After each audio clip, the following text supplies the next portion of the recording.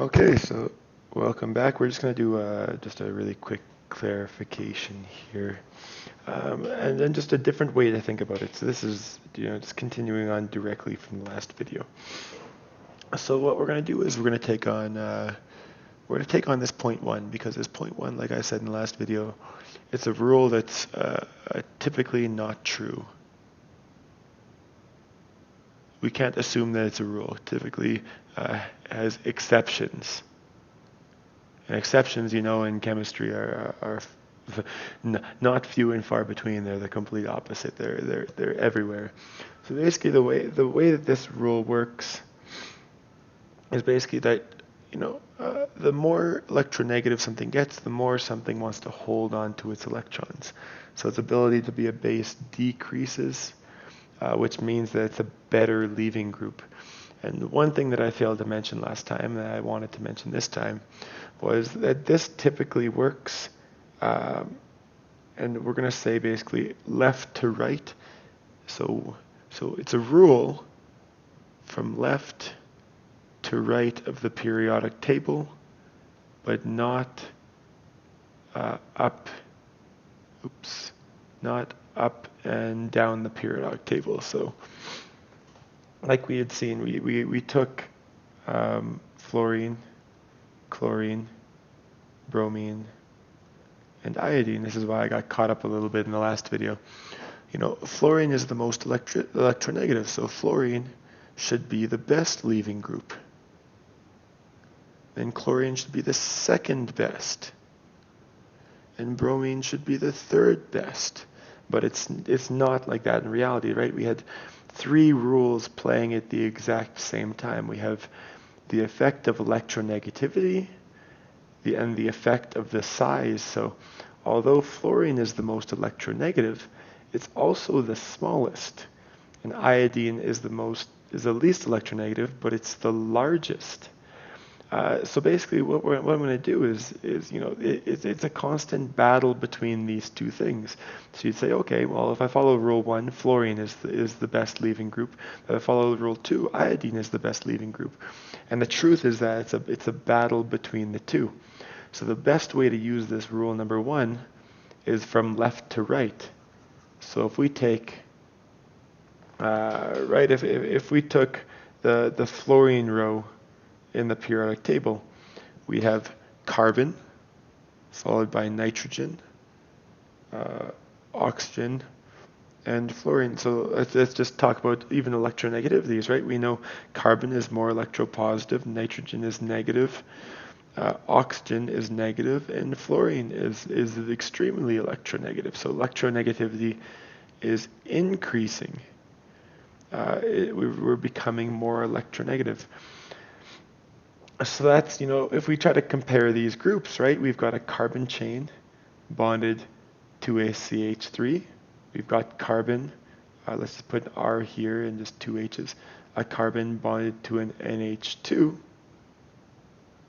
We've got a carbon bonded to a hydroxide. And then we've got carbon bonded to fluorine.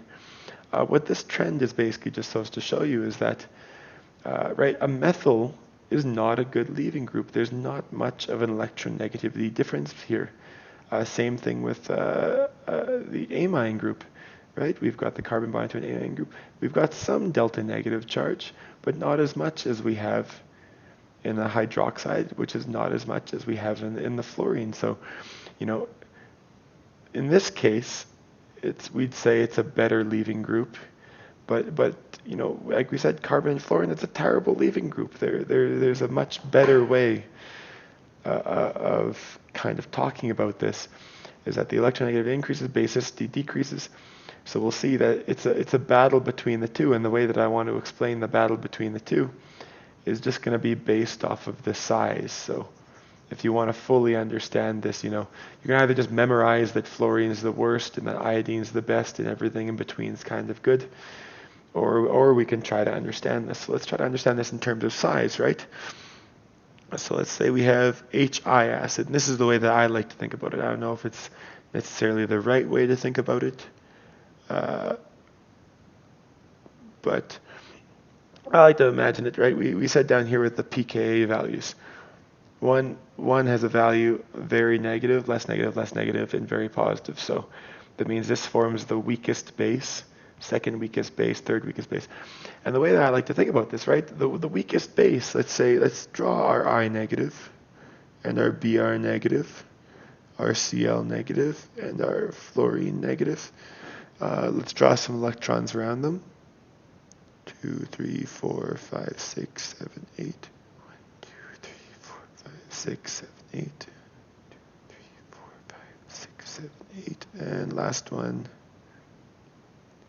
Okay, so what I just like to imagine, right? It's why this is a weak base. Why these are weak bases. And what I like to imagine is I'm just going to take we'll take the first and the last one as our example.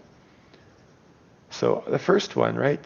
Iodine is very, very big. Iodine. 1, 2, 3, 4, 5, 6, 7, 8. Negative charge. So what happens in solution, right? If we've got a polar, we have to have a polar solvent for this to occur. But in that polar solvent, right, we got a negative charge. We are going to surround this by a lot of positive charges because he's so big. So we can stabilize that negative charge very, very, very easily by surrounding him in basically a sphere of positive charges. When we take fluorine, the size, in comparison is tiny. 3, 4, 5, 6, 7, 8. So if we were to surround fluorine, right, we can surround iodine with a ton of positive charges, which makes that iodine is very, very stable in its polar solvent. Whereas with fluorine, right, we start surrounding him. And we can surround him with a lot less positive charges. So since we can surround him with a lot less positive charges, he's not as stable in solution. So he wants to donate the electrons a lot more, get rid of that negative charge and just be stable and happy. So since he wants to donate them a lot more, he's a stronger base. And since he's a stronger base, he's a poor leaving group. So, right, the stronger the base, the poorer the leaving group. The weaker the base, the better the leaving group. So he's super weak. He's happy in solution. So of course he's happy to take that electron and leave, pack his bags. It's kind of like, somebody kicking you out of your house and giving you $1 million check. It's like, hey, get out right now. Here's a bunch of money. And you're like, okay, well, I'm pretty happy with this situation. I'll go survive. So, okay, we're going to continue this on. I just wanted to do this video just to clarify really quickly kind of the way that I like to think about it. And hopefully this helps.